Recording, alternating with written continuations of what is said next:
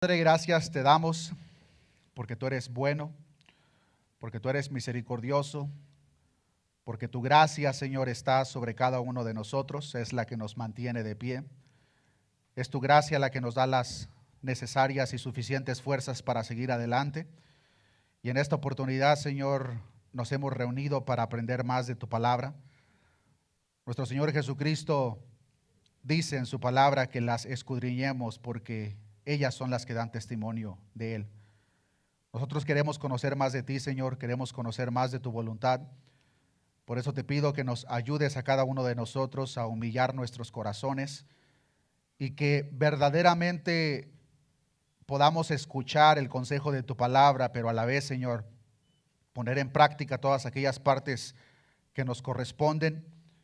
A la vez, oro, Señor, para que sea tu Espíritu Santo fortaleciendo, consolando cada una de nuestras almas, Señor, pues sabemos que debido a la temática que estaremos viendo en esta oportunidad, muchos hermanos nuestros están tristes, están debilitados, pero tú precisamente, Señor, por eso nos advertiste y por eso dejaste en tus palabras lo que estaremos aprendiendo. Sé tú, Señor, fortaleciéndonos, afirmándonos en tu poderoso evangelio y ayudándonos a seguir adelante haciendo tu voluntad hasta aquel día glorioso en el cual nos llames a tu presencia. Gracias te doy por la vida de cada uno de mis hermanos.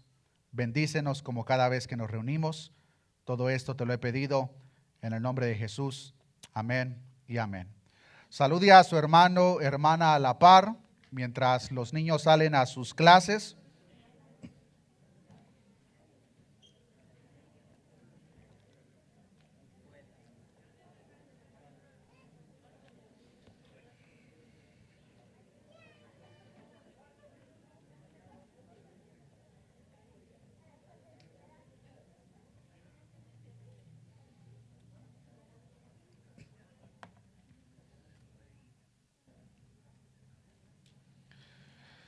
Gloria sea nuestro Dios. Abran sus Biblias, hermanos, en Mateo, capítulo 10, versículo 32 en adelante. En esta oportunidad estaremos aprendiendo sobre la confesión y negación de nuestro Señor Jesucristo y a la vez cuáles son los efectos que genera tanto en la vida de las personas que lo confiesan, tanto en la vida de las personas que le niegan. Nuestro Señor Jesucristo deja estas palabras de las cuales aprenderemos el día de hoy, hermanos, para que nosotros no nos tome a ninguno por sorpresa cuáles son los efectos, cuál es el resultado de llevar a cabo una confesión pública de nuestro Señor Jesucristo, pero de la misma forma nuestro Señor presenta la consecuencia de la negación. Leamos Mateo capítulo 10, versículo 32. Dice la palabra de nuestro Dios: a cualquiera pues que me confiese delante de los hombres, yo también le confesaré delante de mi Padre que está en los cielos. Y a cualquiera que me niegue delante de los hombres, yo también le negaré delante de mi Padre que está en los cielos. No penséis que he venido para traer paz a la tierra. No he venido para traer paz, sino espada. Porque he venido para poner en disensión al hombre contra su padre, la hija contra su madre, la nuera contra su suegra, y los enemigos del hombre serán los de su casa. El que ama a padre o a madre más que a mí, no es digno de mí. El que ama a hijo o hija más que a mí, no es digno de mí. Y el que no toma su cruz y sigue en pos de mí, no es digno de mí. El que haya su vida la perderá, y el que pierde su vida por causa de mí, la hallará. Después de exponernos a las poderosas razones por las cuales nosotros como iglesia no debemos de temer a la persecución, nuestro Señor Jesucristo llega a la culminación en estos versículos, los cuales, como lo acabamos de ver, nos presentan una advertencia terriblemente solemne que es importante que cada uno de nosotros entendamos en esta oportunidad. Esta advertencia y verdad, hermanos, es que nuestro Señor Jesucristo solamente reconocerá delante de su Padre en el día del juicio aquellos que le han reconocido como Señor delante de los hombres. En otras palabras, el reconocimiento que presenta nuestro Señor Jesucristo, hermanos, es mutuo. No puede ser en una sola dirección. Y por consecuencia, Cristo nos deja en claro que si nosotros esperamos, si nosotros queremos que Jesucristo nos confiese delante de nuestro Padre en aquel día, nosotros debemos de confesarle delante del mundo. Para que no exista alguna confusión, hermanos, nos es necesario examinar la palabra que usa nuestro Señor Jesucristo para confesar en estos versículos, pues al no entender el significado clave de esta palabra, podemos tener la idea equivocada de que Jesucristo se estaba refiriendo a una simple repetición de palabras que nosotros podemos profesar. ¿Pero es verdaderamente eso a lo que nuestro Señor Jesucristo se estaba refiriendo? La palabra original usada para confesar, hermanos, es la palabra griega homologeo, y esta palabra está compuesta de dos. La primera palabra es homos, que tiene que ver con los siguientes usos a lo largo de la Escritura: juntos, a la vez o al mismo tiempo. La segunda palabra usada en conjunto es la palabra logos, una palabra que muchos ya estamos familiarizados con ella, que se usa para referirse a una palabra, los dichos de Dios o un decreto. Cuando estas dos palabras se usan en conjunto, como lo hizo nuestro Señor Jesucristo en este contexto, la palabra homologeo tiene los siguientes usos en el Nuevo Testamento: asentir, pactar, reconocer, profesar o prometer. Esta palabra es la misma palabra que nosotros encontramos más adelante en Mateo capítulo 14, versículo 7, donde dice la palabra de Dios: por lo cual éste le prometió, homologeo, por lo cual éste le prometió con juramento darle todo lo que pidiese. Entonces, al ver estos detalles, llegamos a la conclusión que el significado de la palabra que presenta nuestro Señor Jesucristo en Mateo capítulo 10 va mucho más allá, hermanos, de una simple proclamación verbal. No se limita a unas simples palabras que nosotros podamos repetir. El significado de dicha palabra es mucho más profundo. La aplicación general y continua es de que nosotros nos debemos de identificar con nuestro Señor Jesucristo en todo lo que nosotros hacemos. En todas las obras que nosotros llevamos a cabo nos identificamos, homologeo, con Cristo, lo que Él es, lo que Él representa y cuál es su voluntad. Cuando nuestro Señor Jesucristo entonces está diciendo que aquel que le confiese delante de los hombres, a ese tipo de reconocimiento se está refiriendo, no a una simple proclamación, no a una simple confesión, sí, yo también soy cristiano, sino más que nada un estilo de vida definido por esa proclamación o identificación que nosotros tenemos para con nuestro Señor Jesucristo. Nosotros no simplemente, hermanos, reconocemos que Jesús es el Señor. Nosotros reconocemos y vivimos de acuerdo a la verdad que Jesucristo es nuestro Señor. Porque hay una grande diferencia en ambos términos. Hay una diferencia muy grande en reconocer que Jesús es el Señor y reconocer que Jesucristo es nuestro Señor. Es por eso que en Filipenses capítulo 2, versículo 10, donde nos encontramos esta gran verdad, donde dice: para que en el nombre de Jesús se doble toda rodilla de los que están en los cielos y en la tierra y debajo de la tierra, y toda lengua confiese que Jesucristo es el Señor, para la gloria de Dios Padre. En esta escena que presenta el apóstol Pablo a la iglesia en Filipo, podemos ver una multitud. Aquí entran todas las personas, pero no todas las personas a las cuales se está refiriendo el apóstol Pablo en este contexto son personas que reconocieron a Jesucristo como su Señor. Reconocerán que Jesús es el Señor, pero la mayoría de las personas reflejadas en estos versículos no reconocieron a Jesucristo como su Señor. Pero en este día será demasiado tarde para todos ellos y reconocerán que Jesucristo es el Señor. Alguien se puede preguntar cuál es la diferencia. Nosotros reconocemos que Gavin Newsom es el gobernador de California, pero ninguno de nosotros, hermanos, nos sometemos al gobierno de California. Estamos sometidos al gobierno de Colorado. De la misma forma, hermanos, hoy en día mucha gente puede pensar y creer Jesucristo es el Señor. Pueden confesar a Cristo, pero no lo confiesan como su Señor en su estilo de vida. No lo confiesan como su Señor en la manera que ellos caminan. Y hay una diferencia abismal, hermanos, entre las dos cosas. Es importante que nosotros, al ver lo que Jesucristo dijo a sus discípulos en aquel entonces, Pero también a nosotros el día de hoy entendamos perfecta y claramente a qué tipo de confesión se estaba refiriendo nuestro Señor Jesucristo. El que no es, hermanos, ese tipo de creencia o fe es más mediocre que la de los mismos demonios. La misma palabra de Dios nos enseña en Santiago 2:19, tú crees que Dios es uno, bien haces, pero también los demonios creen y tiemblan. Mucha gente hoy en día, hermanos, reconoce que Dios existe. Mucha gente reconoce que Dios es el creador del cielo, el universo y todo lo que en él existe, pero no lo reconocen como su Dios. Y por consecuencia sus vidas son dictadas por ellos mismos como mejor les parece. Ese no es el tipo de confesión al que se estaba refiriendo nuestro Señor Jesucristo. La confesión, hermanos, cuando, como lo vimos, escudriñamos el significado de la palabra individual, tiene que ver con una identificación tanto externa como interna de quién es Jesucristo para nosotros. De tal manera que cada una de las acciones que nosotros llevamos a cabo se identifica con quién es Cristo y cuál es su voluntad. Y eso lo podemos ver reflejado, hermanos, en las cosas más prácticas y cotidianas. Nosotros confesamos a Cristo cuando somos los esposos que la palabra de Dios espera. Nosotros nos identificamos y confesamos a Cristo cuando somos los trabajadores que debemos de ser de acuerdo a lo que la palabra de Dios enseña. Nosotros confesamos a Cristo cuando somos los ciudadanos que la palabra de Dios espera. No es una simple confesión verbal, sino un estilo de vida definido por la identificación que ahora nosotros tenemos en Cristo.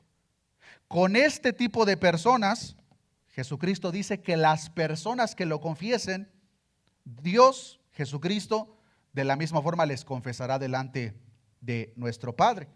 Pero esta confesión, como lo podemos ver, hermanos, se debe de llevar a cabo delante de los hombres. Dice nuestro Señor Jesús, a cualquiera pues que me confiese delante de los hombres. Esta frase transmite un sentido universal. Es decir, un verdadero discípulo, hermanos, está dispuesto y preparado para identificarse abiertamente con Cristo donde quiera que se encuentre. Nos identificamos con Cristo, hermanos, en la comunión que tenemos como creyentes entre nosotros mismos. Pero no podemos limitar esa confesión solamente dentro de la congregación.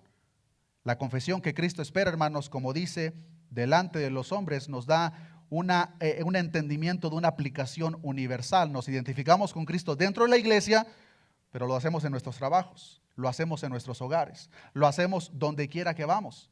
Esa confesión es activa y permanente. Y es importante que enfaticemos la parte permanente, hermanos, porque hay personas que por un transcurso de su vida se han identificado con Cristo, pero llega el punto que su confesión falsa resalta de tal manera que se apartan de dicha confesión. En la palabra de Dios nos encontramos con un ejemplo, hermanos, una persona llamada Demas. Esta persona había sido un fiel colaborador del apóstol Pablo, pero cuando la persecución se levanta, la palabra nos enseña que Demas tuvo más amor por las cosas de este mundo y resaltó su falsa confesión de tal manera que se apartó de los caminos. Esto lo podemos encontrar en la segunda carta a los Tesalonicenses, capítulo 4, versículo 10, que dice el apóstol Pablo dando su testimonio y instrucción para la iglesia, dice en segunda de Tesalonicenses, capítulo 4, versículo 10, porque Demas me ha desamparado. ¿Y por qué le desamparó Demas a Pablo? Amando este mundo, y se ha ido a Tesalónica. Queridos hermanos, los tiempos difíciles son la prueba de fe para cada cristiano. Y cuando pasamos por esos procesos es donde se va a manifestar el tipo de confesión que nosotros tenemos para con nuestro Señor Jesucristo. ¿Es una confesión verdadera o es una confesión apegada a un sentimentalismo que el momento que las cosas se ponen un poco oscuras, abandonamos nuestra confesión? Esa no es la confesión a la que se estaba refiriendo nuestro Señor Jesús. La confesión a la que se estaba refiriendo, hermanos, no se limita a que las circunstancias sean favorables. La confesión a la cual se está refiriendo nuestro Señor Jesucristo debe de ser hecha en todo momento delante de todos los hombres. Nuestra mente inmediatamente se puede ir a pensar a los extremos. Confesar a Cristo cuando se levanta la persecución, cuando los gobiernos se levantan en contra de la iglesia. Pero queridos hermanos, muchos creyentes han sido silenciados por razones mucho más menores que la persecución. La simple vergüenza o burlas han callado la boca de muchos cristianos. Surge la pregunta, ¿qué tan genuina es su confesión? Si una simple burla, una vergüenza, hace que esa persona calle. Para ciertas personas, hermanos, les es más fácil vivir frente a las despiadadas lesiones físicas de los hostiles gobiernos que profesar una verdadera fe delante de sus amigos y familiares. No soportan el rechazo, no soportan la burla, no soportan la vergüenza. En dichas ocasiones, hermanos, es necesario que nosotros identifiquemos a lo largo de nuestro caminar qué tan genuina es mi confesión para con Cristo. Y el punto aquí, hermanos, es que si nuestra confesión para con Cristo es falsa, en el día de Dios, Jesucristo no nos reconocerá delante de Dios Padre. Será un día de pérdida para cada uno de nosotros. Si nuestra confesión es genuina, como lo podemos ver, nuestro Señor Jesucristo reconocerá públicamente delante de nuestro Padre Celestial quiénes somos nosotros. Y podemos ver aquí, hermanos, que no es tan importante el sentido de si nosotros conocemos a Jesús, sino es de igual o mayor importante si Jesús te conoce a ti. ¿Qué tanto te conoce? ¿Qué tan cercana es la relación? ¿De qué manera te identificas con Él? Ahora, posiblemente, hermanos, en nuestras mentes puedan estar pasando ciertas etapas de nuestra vida en las cuales nosotros, como comúnmente pasa a lo largo de la historia con toda la iglesia, tropezamos. Posiblemente muchos, si no es que todos, hemos tropezado en este asunto, en el cual la cobardía se apoderó de nuestro ser o la vergüenza y de una manera directa o indirecta negamos a nuestro Señor Jesucristo. Posiblemente fue el temor. Posiblemente fue el miedo a una consecuencia de llevar a cabo esa profesión pública. Dichos tropiezos, hermanos, pueden ser parte de nuestro diario vivir. En la palabra de nuestro Dios nos encontramos con muchos ejemplos, pero el caso que más resalta es el caso del apóstol Pedro. El apóstol Pedro le dijo a nuestro Señor Jesucristo, cuando Cristo le dijo que iba camino a la cruz, Pedro le dijo, Señor, si es necesario, yo iré contigo hasta la misma cruz. ¿Qué fue lo que le dijo Jesús? Pedro, cuando el gallo cante es porque tú me has negado. Pedro es el que se le considera, hermanos, el líder de los apóstoles. ¿Y qué fue lo que pasó cuando arrestaron a nuestro Señor Jesucristo? Comenzaron las personas a ver a su alrededor y vieron ciertas características en Pedro, de la misma forma en nuestro Señor Jesucristo, porque, hermanos, cuando una persona se identifica verdaderamente con Cristo, es muy difícil que lo ocultemos. De tal manera que la gente empezó a decir, este habla como aquel nazareno, este se parece mucho. Hermano, hermana, ¿qué tanto te pareces a Cristo? La gente lo notó en Pedro y dijeron, este habla igual que aquel nazareno. Y Pedro le negó, yo no lo conozco. Y continúa la narración hasta que llegamos al punto que dice que incluso Pedro maldijo. Llegó al punto de maldecir. Pero algo que podemos ver en la vida de Pedro, hermanos, es que la negación de su fe no fue un patrón en su vida, sino más bien un tropiezo. Y ese tipo de tropiezos, queridos hermanos, cada uno de nosotros los podemos experimentar. Si lo experimentó el apóstol Pedro, tenlo por seguro que nosotros también. Pero eso no puede ser un patrón en la vida del creyente. De tal manera que cuando vemos que Dios obra en la vida de Pedro, podemos ver que la confesión de Pedro verdadera y genuina estaba en lo más interno de sí mismo, de tal manera que finalmente terminó en la cruz. Pedro terminó en una cruz similar a la de su Señor, pero él mismo reconoció, yo no soy digno de morir como mi Señor. De tal manera que pidió que lo crucificaran de cabeza. El punto que nuestro Señor Jesucristo está presentando aquí, hermanos, es que aquellos cuyas vidas se caracterizan por confesar a Cristo, tanto en nombre como en obediencia, son las mismas personas a las cuales nuestro Padre nos reconocerá y confesará delante de Él en aquel día. A cualquiera pues que me confiese delante de los hombres, yo también le confesaré delante de mi Padre que está en los cielos. ¿Qué tan extraordinaria y gloriosa escena nos podemos encontrar en estos versículos, hermanos? Que en aquel día glorioso nos presentemos delante del trono de nuestro Señor y que nuestro amado Señor Jesucristo pueda decir: a Él sí lo conozco, Él es uno de los míos. Esto, hermanos, solo se manifestará en aquellas personas que llevaron a cabo en esta tierra, en esta vida, una confesión pública, verdadera, genuina y permanente por el tiempo que Dios nos tenga en esta tierra. Pero de la misma forma como existe esta verdad gloriosa, nos encontramos con un lado negativo de la advertencia por parte de nuestro Señor Jesucristo. Ahora, el lado negativo, hermanos, es aplicado tanto al confesar a Jesús genuinamente como al negarlo. Siguiendo el orden de la secuencia que presenta el evangelista Mateo, primero veamos el efecto negativo en las personas que le nieguen.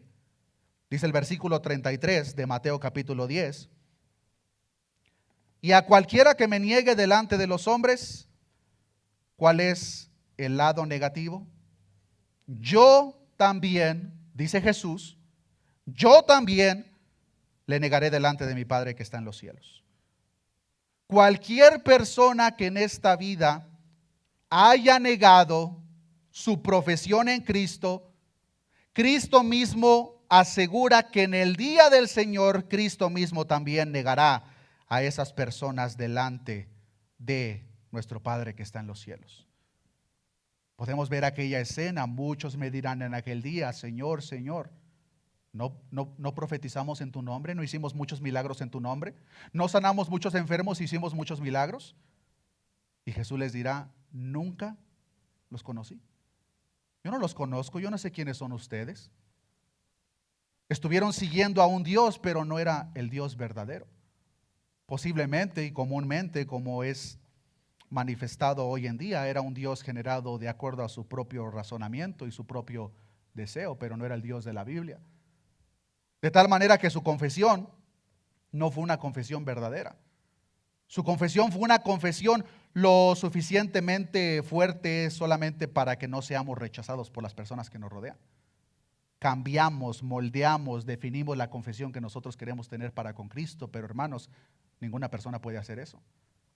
El que define, o más bien definió, de qué manera nosotros debemos de confesarlo es Cristo, y es muy claro en la manera en que lo debemos de hacer. Ante las presiones de este mundo. Ahora, surge la pregunta: estas personas que le negaron, ¿de qué manera lo hicieron? Porque podemos pensar, hermanos, automáticamente que una negación de Cristo es de la misma forma, limitarlo a una profesión. Pero si confesar a Cristo no se limita a una repetición de palabras, podemos concluir que el negar a Cristo tampoco se limita a una simple repetición de palabras. Yo no soy cristiano. No, hermanos, tiene una aplicación mucho más profunda. Lo cual nos lleva a la siguiente pregunta: ¿de qué manera nosotros podemos negar a Cristo? Queridos hermanos, analicen las siguientes características o evidencias de la manera en que nosotros podemos negar a nuestro Señor. Es posible negar a Cristo delante de los hombres mediante el silencio. Cuando nosotros tenemos la oportunidad de hablar las verdades del Evangelio, que son muy contrarias al sistema de este mundo, pero nos callamos, esa es una manera de negar a Cristo. Así que no pienses, hermano, hermana, que negar a Cristo se limita a que tú expreses con tus palabras: yo no soy cristiano, yo no conozco a Cristo. Cuando tú, teniendo la oportunidad de hablar las verdades del Evangelio, te quedas callado, estás negando a Cristo. Es posible de la misma forma negar a Cristo a través de nuestras acciones. Cuando nosotros vivimos como el resto del mundo, hermanos, y no representamos los valores cristianos, estamos negando a Cristo. ¿De qué manera, querido hermano, se manifiesta tu estilo de vida a la luz de la palabra de Dios? Si tú profesas con tus bocas ser cristiano, pero tu estilo de vida es igual al mundo, hermano, hermana, tú estás negando a Cristo. Estás negando a Cristo, y si no te arrepientes, en el día de Dios, Jesús también te negará a ti delante de su Padre. Hay personas que negan a Cristo a través de lo que dicen, usando malas palabras, vulgaridades y blasfemias, cosas que, regresando al punto anterior, son características de las personas de este mundo. Pero todavía existe aquellos que abiertamente, hermanos, lo niegan al preguntarles si son cristianos. Dicen que no. Otras personas todavía lo quieren negar de una manera un poco más sutil. Sí soy cristiano, pero no soy ese tipo de cristianos que se creen todo lo que la Biblia dice. No, yo no soy de esos. Yo soy cristiano de los actuales, de esos progresistas. Hermanos, nosotros no podemos definir el cristianismo. Nosotros no podemos definir la manera en que seguimos a Cristo. Cristo ya lo hizo por nosotros. Y a no ser que nosotros nos apeguemos a esos parámetros estipulados por Él, de una manera u otra le estamos negando. Y si tú le estás negando, hermano, hermana, en el tiempo actual, no te arrepientes y comienzas a profesar verdaderamente como Cristo espera, Cristo te negará delante de su Padre en el día del juicio. No hay cosa más horrenda, hermanos, que una persona parta de este mundo pensando que el cielo le espera y que se lleve la grande sorpresa que lo único que le espera es la eternidad en el infierno. Es por eso que Jesucristo toca este punto, hermanos, pero hay incluso personas que por la misma vergüenza, como lo había mencionado previamente, se avergüenzan de Cristo y su evangelio. No, pero es que yo no creo todo eso. Yo solamente creo las partes actuales. Es que la Biblia es un libro viejo. Se avergüenzan de Cristo. Se avergüenzan de su evangelio, se avergüenzan de lo que Cristo hizo en la cruz del Calvario. Ahora, si la persona se avergüenza, hermanos, es una clara evidencia de que esa persona verdaderamente no cree el evangelio. Porque, hermanos, cuando una persona verdaderamente cree el evangelio, esa persona es transformada en todo el ámbito de la palabra.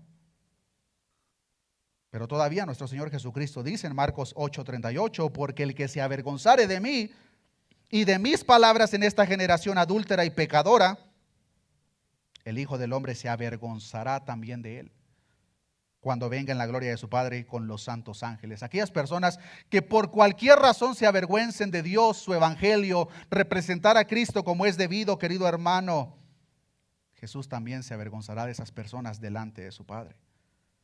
El hecho de que los falsos creyentes en el tiempo actual no viven las consecuencias de su cobardía les mantiene en un estado dormido. Y piensan que están caminando en el camino de Dios, pero verdaderamente es un camino que ellos mismos han definido para ellos mismos. Pero Jesús claramente dice, hermanos, que en aquel día el que le haya confesado, Jesús también le confesará, y quien le haya negado, Él también le negará. Esa es la consecuencia inmediata de negar a Jesús. Pero ahora, hermanos, del versículo 34 en adelante, quiero que veamos, hermanos, cuál es el efecto negativo de llevar a cabo una profesión o una confesión verdadera y genuina de nuestro Señor Jesucristo. Porque tanto una confesión como la negación tienen consecuencias. La consecuencia de negar a Jesús es mucho más severa y permanente. Es una eternidad en el infierno. Pero el confesar a Cristo, hermanos, también tiene consecuencias, pero la diferencia es que estas consecuencias son temporales. Y que muy posiblemente muchos de ustedes están sufriendo en este preciso momento. ¿Cuáles son estas consecuencias? Leamos del versículo 34 en adelante. No penséis que he venido para traer paz a la tierra. No he venido para traer paz, sino espada. Porque he venido para poner en disensión al hombre contra su padre, a la hija contra su madre, a la nuera contra su suegra. Y los enemigos del hombre serán los de su casa.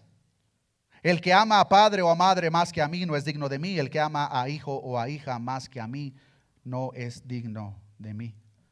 Hermanos, si hay versículos que muy posiblemente hicieron dudar a los discípulos, fueron estos. ¿Por qué? Los judíos entendían en aquel entonces que el advenimiento de la era mesiánica se caracterizaba por la paz, bienestar de todos los ciudadanos del reino. Muchos entendían en este entonces, hermanos, todavía que al venir el Mesías cesarían las guerras, como lo vemos en Isaías y Miqueas. Muchos entendían que Él reinaría en majestad y gobernaría con completa justicia, como lo vemos en Isaías y Jeremías.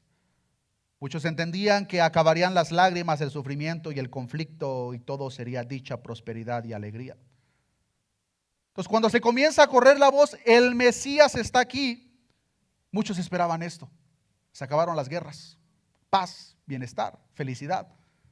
Pero viene Jesús y les dice, no piensen que yo he venido a traer paz. Yo vine a traer espada. La reacción inmediata de sus oyentes en aquel entonces posiblemente fue la misma que hoy en día mucha gente piensa. ¿Cómo es posible? ¿Cómo puede ser que en verdad Él es el que dice, como la palabra nos enseña en el libro de Isaías, que es el príncipe de paz? ¿Cómo es posible que en el capítulo 5 de Mateo, en el Sermón del Monte, aprendimos que Él es el que bendice a aquellos que hacen la paz, pero ahora Él nos está diciendo que no vino a traer paz sino espada? Qué contradictorio. A este tipo de dichos en aquel entonces, hermanos, se les conoce como mashal, que es una paradoja, que es una contradicción aparente, pero con una verdad oculta. ¿Y cuál es el dicho paradójico, la verdad? Es de que todas las profecías que acabo de mencionar, que los discípulos muy posiblemente tenían en sus mentes al escuchar las palabras de Jesús, todas esas profecías, hermanos, llevan un cumplimiento en dos etapas. La primera de una manera interna, pero la segunda de una manera externa. Cada uno de los discípulos, hermanos, ya habían experimentado la paz interior que solamente Jesús puede ofrecer. El problema es que ellos esperaban automáticamente que esa paz interior se manifestara de la misma forma a sus alrededores. Pero Jesús les está diciendo, no piensen que yo he venido a traer paz, sino espada. Ahora, ¿cuál es el significado y la aplicación de la espada? ¿Significaba que Jesús instruyó a sus discípulos o nos instruye a nosotros que hagamos guerra a nuestras familias? ¿Estaba refiriéndose Jesús de que nosotros abandonáramos o ridicularizáramos a aquellas personas que piensan diferente a nosotros? Tampoco. Lo que está diciendo, hermanos, es que las consecuencias de identificarse con Cristo y confesarle como Él espera tendrán consecuencias incluso en nuestra familia. Ya nos explicó Jesús, hermanos. En las calles nos van a aborrecer, nos van a vituperar, nos van a perseguir y en el caso de algunos nos van a matar o los van a matar. Pero ahora nuestro Señor Jesús lleva este efecto a lo más interno de nosotros, el núcleo familiar. Y lo que Cristo está diciendo, hermanos, es de que cuando una persona verdaderamente confiesa a Cristo como Cristo espera, resultará en muchos casos guerra en sus propios hogares. Querido hermano, hermana, esa es una consecuencia y es un precio a pagar por confesar a Cristo. El seguir a Cristo va a traer, en muchos casos, guerra en tu propio hogar. Y Jesús todavía lo presenta de una manera más detallada. Dice nuestro Señor Jesús directamente al hombre contra su propio padre o a la hija contra su madre. Hay hijos aquí, hay madres presentes cuya relación con sus propios hijos o padres ha sido rota por causa de Cristo.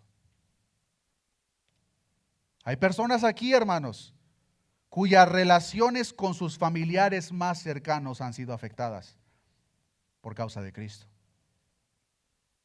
Pero si nosotros confesamos a Cristo como verdaderamente Cristo espera, ese es un precio a pagar, hermano, hermana, que cada verdadero discípulo debe de estar dispuesto a pagar. Lamentablemente la gente que no está dispuesta van a poner como una prioridad mayor sus relaciones familiares y van a querer poner a Jesús en segundo término, pero hermanos, si nosotros pensamos de esa manera estamos verdaderamente equivocados. Jesucristo no puede ocupar el segundo lugar en nuestras vidas como parte de una confesión genuina y verdadera. Solamente el lugar número uno, por encima de tu familia, por encima de tus padres, padres de familia por encima de sus propios hijos. Esto es una verdad dura, hermanos, que lamentablemente por el hecho de que personas no están dispuestas a pagar el precio, niegan a Jesús delante de sus familias. Jesucristo está diciendo claramente que esta confesión genuina por consecuencia trae conflicto dentro de las más íntimas relaciones humanas y es por eso que dice los enemigos del hombre serán los de su propia casa. A veces, queridos hermanos, la brecha entre creyentes y parientes incrédulos es de por vida y sin reconciliación, hermanos. Hay personas, hermanos, que van a tener esa ruptura en su relación con esos familiares a causa de Cristo, que no va a ser una ruptura, hermanos, de un fin de semana. En ciertos casos no va a ser de 2, 3 meses, va a ser de por vida. A la luz de esta verdad, cada verdadero discípulo debe de estar dispuesto a pagar ese precio. Muchos esposos o esposas a veces no llegan a Cristo por temor a separarse de sus cónyuges. Les importa más la relación con su pareja que la relación con Cristo. Otros lo hacen porque les interesa más la relación con sus padres o con sus hijos y a consecuencia de eso no confiesan a Cristo como Cristo espera. El resultado de dicha confesión, queridos hermanos, es de que Cristo no declarará, no reconocerá, no confesará delante de su Padre a tales personas en el día del juicio. Es común, hermanos, que la conversión de un miembro lleve a padecimiento e interrupción permanente en sus relaciones familiares. Es por eso la importancia, hermanos, de que un creyente no se case con un no creyente. Debemos estar de acuerdo en lo más fundamental de quién somos, de nuestra identidad. Ahora, yo entiendo que en el caso de muchas personas, lo que comúnmente sucede es que nos encontramos con dos personas incrédulas, donde posteriormente una de las dos se convierte a Cristo, cree en el poderoso mensaje del Evangelio. Lamentablemente, cuando eso sucede, muchas veces traduce a guerra en sus hogares. Encontraron la vida eterna, pero al mismo tiempo encontraron una guerra en sus hogares. En muchos casos, el cónyuge incrédulo hará hasta lo imposible por hacerle la vida difícil a esa persona. Y en el caso de muchas personas, este es el precio a pagar por seguir a Cristo. No tener una relación con tus propios hijos, no tener esa comunión con tus padres, con tus hermanos, primos, tíos. Queridos hermanos, el mensaje del Evangelio e identificarnos con Cristo, como dice Jesús, va a poner en disensión al hombre contra su padre, a la hija contra su madre, y por si faltara poco, hasta la nuera contra su propia suegra. Los enemigos del hombre serán los de su casa. Si confesamos a Cristo delante de nuestras familias, delante de los hombres allá afuera, delante donde quiera que nos encontremos, Cristo por consecuencia nos confesará a cada uno de nosotros delante de nuestro Padre, aunque un posible efecto inmediato y temporal en el caso de muchas personas es la división en su propia familia. El planteamiento de que Jesús es nuestro Señor no puede ser en segundos términos, hermanos. El hecho de que Jesús es tu Señor no puede ser un tema secundario en tu estilo de vida. Debe de ser lo primordial. Debe de ser lo que te define. Nosotros, hermanos, no debemos de ser definidos. No, pero es que sí, él es un mexicano y por eso se define. Nosotros debemos de ser definidos, hermanos, por la nueva identidad que tenemos en Cristo. Que si alguien habla de nosotros, que diga, no, sí, él se conoce, es un aleluya, es un cristiano. Nos definimos, hermanos, por la identidad que tenemos en Cristo. Eso, lamentablemente, traerá efectos temporales, hermanos, temporales, negativos en esta tierra, incluso con las personas más cercanas y a las personas que más amamos. Pero nuestro Señor Jesucristo, para que todavía no hubiese duda alguna de lo que se refería al decir estas palabras, vean lo que dice en el versículo 37. El que ama a padre o a madre más que a mí, como dice, no es digno de mí. Jesucristo está diciendo, si tú amas a tu padre o a tu madre más que a mí, no eres digno de mí. Ahora, la instrucción de Jesús es que no les amemos, claro que no. La palabra de Dios mismo nos enseña, honra a tu padre y a tu madre. Pero queridos hermanos, nuestro amor no puede ser mayor por ellos que por Dios mismo. No solamente hacia nuestros padres, sino los padres presentes hacia sus propios hijos. El que ama a hijo o a hija más que a mí, el efecto es el mismo, no es digno de mí. La frase no es digno de mí identifica a una persona que jamás llega verdaderamente a Cristo por miedo, temor de que la relación familiar sea afectada. Esa persona no llegó a Cristo por miedo de que eso sucediera. En Mateo capítulo 8 aprendimos de aquel hombre que le dijo a Jesús, Jesús, yo te voy a seguir. Nada más, dame chance, Jesús, deja que que se muera mi padre. Como lo aprendimos, hermanos, el padre no estaba enfermo, el padre no estaba en su lecho de muerte. Posiblemente todavía le faltaban 10, 15, 20 años para que ese padre muriera. Pero esta persona que profesó seguir a Jesús le dijo: Jesús, yo te voy a seguir, nada más dame chance, deja que se muera mi padre y después te sigo. ¿Qué fue lo que le dijo Jesús? Oh, está bien, ahí me avisas cuando se muera tu papá. ¿Eso le dijo Jesús? Jesús le dijo: deja que los muertos entierren a sus muertos. Tú ven y sígueme. Como lo aprendimos, esta persona no estuvo dispuesta a pagar el precio y jamás la vemos una vez más mencionada en el relato de Mateo. Esa persona no estuvo dispuesta a pagar el precio y lamentablemente muchas personas no están dispuestas a pagar el precio y por consecuencia Jesús les dice: no es digno de mí. No solamente experimentarán la vergüenza en el día del juicio, sino la negación por parte de aquel que ellos consideraban su Señor. Su Señor les dirá: yo no te conozco, apártate de mí. Hermanos, yo entiendo que este tema es verdaderamente duro, especialmente cuando se vive las consecuencias. Lo que debemos de considerar, hermanos, es que como iglesia este no es un problema nuevo para nosotros. Desde los tiempos en los cuales el Espíritu Santo estaba inspirando a los apóstoles para que entregaran estos escritos, esto se estaba viviendo en aquel entonces. Hermanos, si usted no ha leído la primera carta de Pedro, le recomiendo que la lea. Porque la primera carta del apóstol Pedro, hermanos, es en un contexto de persecución.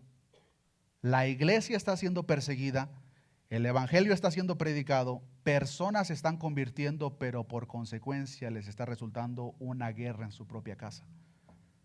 Entonces la carta que escribe Pedro, inspirado por el Espíritu Santo, primordialmente es dirigida a esas hermanas que tenían a un enemigo en casa, sus propios esposos. Y el apóstol Pedro les da instrucción de qué manera ellas debían de manejar esas situaciones. No solamente el apóstol Pedro, el apóstol Pablo también nos enseña en la primera carta a los Corintios, capítulo 7, versículo 14, acerca de estos asuntos en el cual uno de los cónyuges es creyente y el otro no. Y Pablo dice en primera de Corintios 7, 14, el marido incrédulo es santificado en la mujer y la mujer incrédula en el marido. Pero si el incrédulo se separa, ¿cómo dice? Sepárese. Pues no está el hermano o la hermana sujeto a servidumbre en semejante caso, sino que a paz nos llamó Dios. Si la espada de división a la cual se refería nuestro Señor Jesucristo hace que un incrédulo divide el matrimonio, la separación debe de aceptarse por el bien y la paz del creyente. Esta es palabra de Dios, hermanos. Y es lo que el apóstol Pablo, inspirado por el Espíritu Santo, está instruyendo. Si confiesan a Cristo, les va a traer guerra en sus propias casas. Y dice Pablo: si el incrédulo se separa, sepárese. Pues no está el hermano o la hermana sujeto a servidumbre en semejante caso, sino que a paz nos llamó Dios. Queridos hermanos, nosotros hemos sido llamados a predicar un mensaje de paz y a vivir de acuerdo a ese mensaje, pero ese mensaje de paz en la oscuridad de este mundo va a resultar en guerra. Qué irónico, ¿no? Predicamos un mensaje de paz y vivimos de acuerdo al mensaje de paz, pero por consecuencia va a traer guerra, va a traer espada, va a traer división. Y la iglesia de nuestro Señor Jesucristo debe de estar preparada para sufrir estos efectos, incluyendo con las personas que más amamos, con las personas más cercanas a nosotros. Pero como si no fuese suficiente, hermanos, nuestro Señor Jesucristo termina este pensamiento de consecuencias por confesar su nombre que nos ha presentado desde el principio del capítulo 10 con las siguientes palabras que encontramos en los versículos 38 y 39 y lleva este pensamiento de consecuencia, hermanos, al nivel más elevado posible. Y dice nuestro Señor Jesús en el verso 38, y el que no toma su cruz, ya dejó en claro de qué manera nosotros debemos de ver las relaciones y el efecto que vivir conforme al evangelio tiene en nuestras vidas. Y ahora dice: el que no toma su cruz y sigue en pos de mí, Usa la misma palabra, tiene el mismo efecto. No es digno de mí. El que haya su vida la perderá, y el que pierde su vida por causa de mí la hallará. Entonces, hermanos, seguir a Jesús, nos está diciendo, implica sacrificio y abnegación, no solamente en el contexto de nuestras familias, no solamente en el contexto de las personas que nos rodean, sino en el contexto de lo más interno, nosotros mismos. Es aquí donde podemos ver, hermanos, que el cristianismo verdadero no se puede vivir en etapas. No puedo ser cristiano en lo más interno, pero no serlo con mi familia. No puedo ser cristiano con mi familia y no serlo allá afuera. Si somos verdaderamente cristianos, lo somos en todo. Y en este sentido, hermanos, ahora Jesús lleva este punto al centro de su importancia, que tiene que ver con el discípulo mismo. No solamente debemos de estar dispuestos a negarnos a esas relaciones con nuestras familias por causa del evangelio, hermanos, sino hasta nosotros mismos. Esa es la aplicación inmediata, hermanos, de tomar su cruz. Ahora, hermanos, ustedes o cada uno de nosotros podemos pensar, eso no es un problema para mí. Pero, queridos hermanos, amar nuestra propia vida, en la mayoría de los casos, es el mayor obstáculo para llevar a cabo un compromiso permanente y genuino con nuestro Señor Jesucristo. La razón primordial, hermanos, porque la gente no quiere seguir a Cristo, porque interesantemente mucha gente está de acuerdo con el evangelio, pero es más grande el amor que tienen por ellos mismos, que no están dispuestos a hacer a un lado los placeres de este mundo. Y por lo tal, es más grande su propio yo, su propio ego, su propio orgullo, que cargar la cruz de Cristo. Y queridos hermanos, no hay persona, no sé quién fue el que dijo esta frase, me parece que fue uno de los puritanos, pero dijo, no hay cristiano en el cielo que cargue una corona que no cargó una cruz estando en la tierra. No podemos esperar una corona en el cielo, hermanos, si no cargamos una cruz aquí. ¿Y de qué manera se manifiesta esa cruz? Es negarnos a nosotros mismos. El que confiesa verdaderamente a Jesús delante de los hombres y consigo mismo, queridos hermanos, la voluntad del propio ya no importa. Y por el hecho de que la gente no entiende este principio, confiesan a Jesús de manera limitada. Puede que lo hagan con sus familias, puede que lo hagan en el trabajo, pero consigo mismos es más importante su negocio, su trabajo o su propia felicidad por encima de Cristo. Jesucristo dice, una persona que verdaderamente no le confiese, Jesús tampoco le confesará delante de su Padre. Jesús llama a cada uno de los discípulos, hermanos, incluyéndonos nosotros, a la abnegación total, que si fuese necesario incluye sacrificarse hasta el punto de morir. La cruz en este entonces simbolizaba los extremos tanto del dolor insoportable como de la crueldad despiadada, pero sobre todo, hermanos, era la muerte lo que simbolizaba la cruz. Los 12 supieron de inmediato cuando nuestro Señor Jesucristo les dijo estas palabras de seguir en pos de Él y cargar su cruz, lo que implicaba. Seguir a Jesús es negarme a mí mismo, mis deseos, vivir para Cristo sin importar las consecuencias que me pueda traer allá afuera con mi familia o conmigo mismo, si fuese necesario terminar en una cruz. Muchos de los cristianos en el primer siglo de esa manera terminaron. Ahora esta es una figura que se tomó, hermanos, donde literalmente la persona que era crucificada era obligado a cargar su propia cruz. Nuestro Señor Jesucristo, queridos hermanos, cargó literalmente su propia cruz, en la cual se hizo maldito. Porque la ley dice, maldito aquel que muere en un madero. Cristo cargó la misma cruz que le maldijo. Pero para ciertas personas es más importante su felicidad. Es más importante sus planes, proyectos. Ahora, no me malinterpreten, hermano, no estoy diciendo que hagamos todas esas cosas a un lado, para nada de lo que estoy diciendo, pero lo que sí está diciendo la palabra de Dios es que Cristo no puede ocupar el segundo lugar en tu vida. Tu confesión por Cristo debe de ser lo que te define como persona hasta lo más interno de tu ser. Y si ese no es el caso, tu confesión por Cristo, querido hermano, hermana, puede que sea falsa. Y si es falsa tu confesión, el momento que te presentes delante de Él, Jesucristo no te reconocerá delante de su Padre. Qué palabras tan horribles, hermanos, escuchar por parte de nuestro Señor: yo no te conozco. Cuando la persona vivió engañada por años pensando que por el hecho de que se congregaba en la iglesia, que por el hecho de que ofrendaba era cristiano, pero esa persona jamás cargó su cruz. Esa persona jamás estuvo dispuesta a pagar el precio en sus hogares, en sus lugares de trabajo. Llevó un cristianismo oculto. Hermanos, profesar a Cristo, es imposible que ocultemos lo que somos cuando verdaderamente confesamos a Cristo como Él espera. La gente inmediatamente te va a reconocer: este es un cristiano. Y es ahí donde comienza la verdadera guerra. Ahora, hermanos, la cruz de Cristo no es directamente un cónyuge cruel, un hijo rebelde, una enfermedad debilitante o terminal, o la pérdida de un trabajo. Esa no es directamente cargar la cruz de Cristo, hermanos. Eso es una consecuencia de cargar la cruz. Pero cargar la cruz, hermanos, es directamente negarme, morir al yo.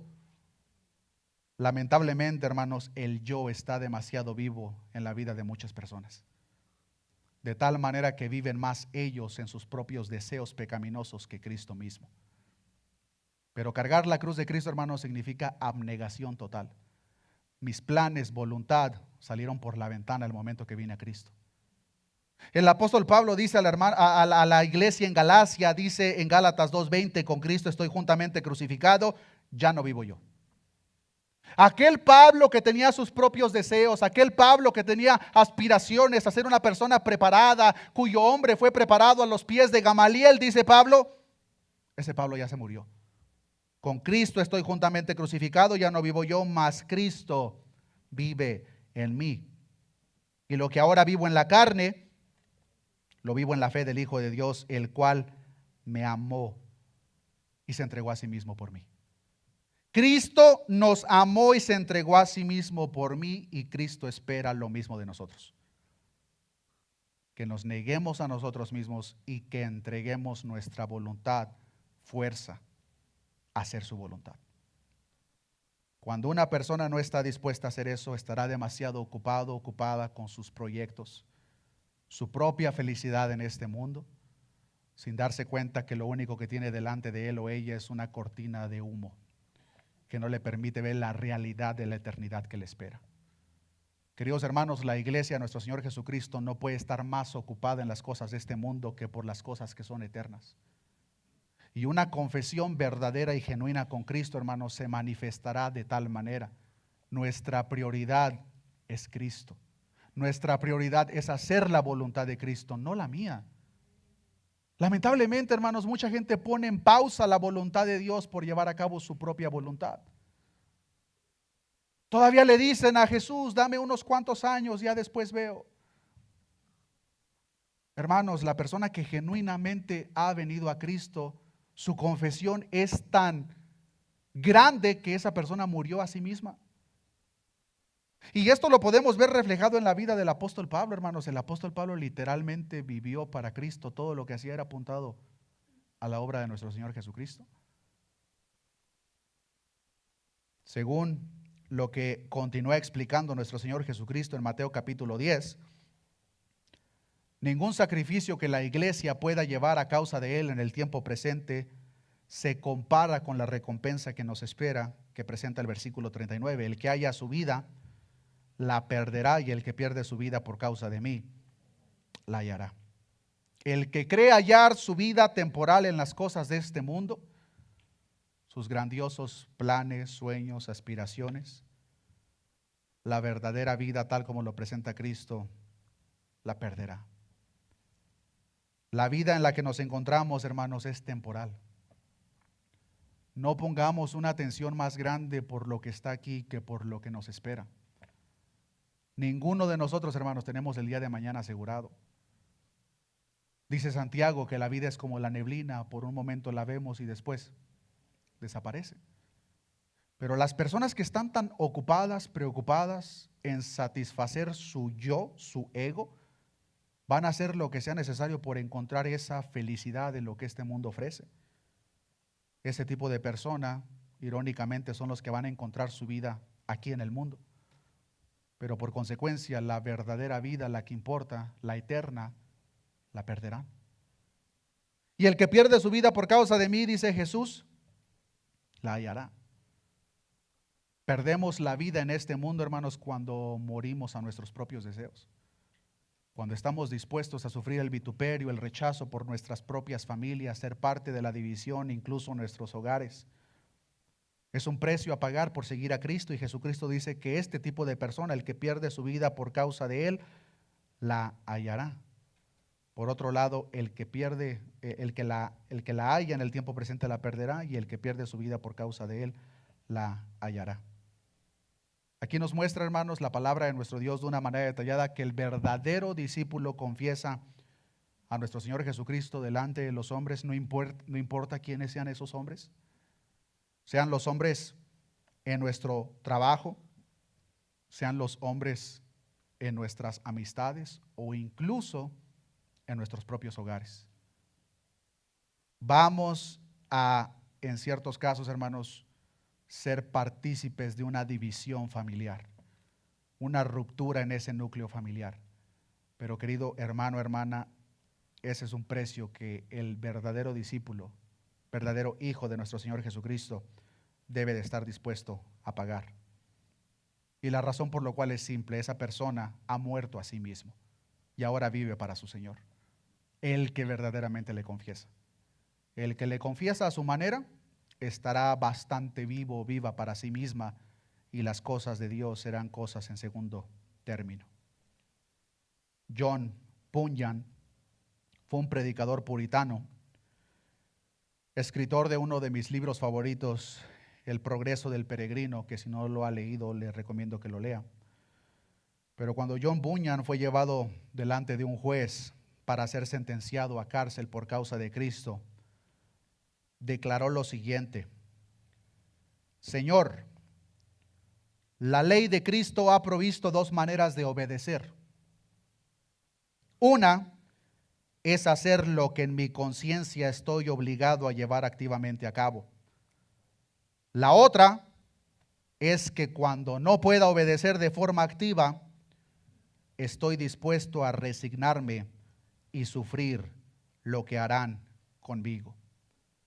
Que sea Cristo, que sea Dios, haciéndonos entender a cada uno de nosotros este principio en lo más profundo, de tal manera que verdaderamente y activamente profesamos su nombre y nos identificamos con Él donde quiera que estamos, sin importar las consecuencias que puedan venir a nuestra vida.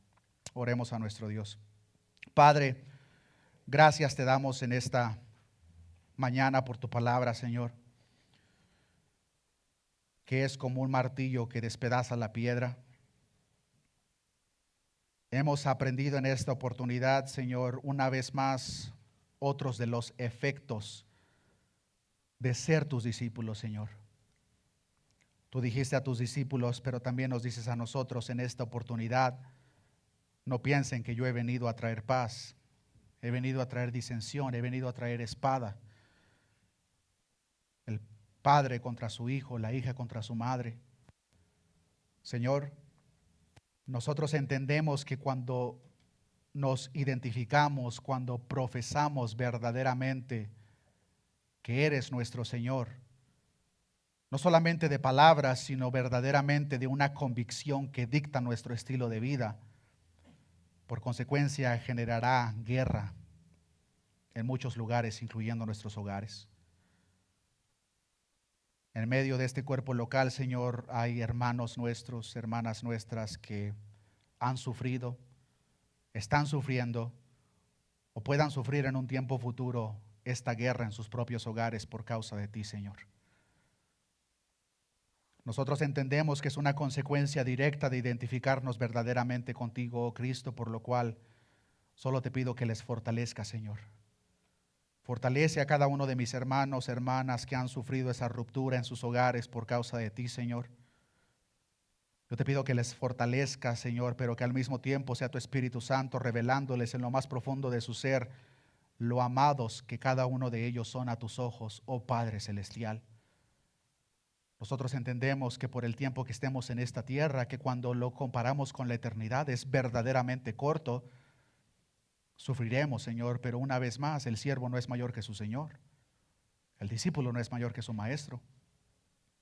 Por lo cual solamente oro, Señor, para que sea tu Espíritu Santo fortaleciéndonos. Que sea tu Espíritu Santo, Señor, dando la convicción de nuestra identidad en Cristo, de tal manera que no solamente repetimos, pero vivimos conforme a las palabras que tu siervo Pablo decía a la iglesia en Galacia: con Cristo estoy juntamente crucificado, de tal manera que ya no vivo más yo, mas Cristo vive en mí. Ayúdanos a morir cada día más a nuestro propio ser, a nuestra voluntad, pero que crezcamos, Señor, en obediencia, que crezcamos en conocimiento, Señor, y que vivamos para ti, Señor. Como decía tu siervo Juan, es necesario que Él crezca y que yo mengüe. Señor, ayúdanos a matar ese viejo hombre, Señor, que sigue viciado con las cosas de este mundo, que le son interrupción, le son causa de tropiezo, para que su profesión sea genuina, Señor. Señor, permítenos ver la eternidad con tus ojos, Señor. No con estos ojos carnales que lo único que quieren son las cosas de este mundo, Señor. Permítenos, Señor, ver la eternidad con tus ojos, Señor. Que nuestra mente, voluntad y corazón estén arraigadas a las cosas eternas que nuestros ojos no pueden ver, de tal manera que no le damos importancia a las cosas de este mundo que perecen, Señor. A la vez que estemos dispuestos a sufrir el vituperio, Señor. Claramente tú dijiste: aquel que gane la vida, que tenga la vida en esta tierra, la perderá, pero aquel que pierda su vida por causa de tu nombre, la hallará. Gracias te damos por tu palabra, gracias te damos por el consuelo, gracias te damos por la obra de tu Espíritu Santo que continúa llevando a cabo en la vida de cada uno de nosotros. Te pido, Señor, que nos lleves con bien a casa y que sea tu Espíritu Santo, Señor, el que continúe moldeando nuestros corazones y haciéndonos entender las verdades gloriosas de tu Evangelio, para que podamos profesar y vivir una vida, Señor, digna de llamarse cristiana. No personas que pisotean tu Evangelio con un testimonio, Señor, que en muchos casos lo único que genera es vergüenza. Gracias te damos, Señor, todo esto te lo he pedido en el nombre de Jesús. Amén y amén.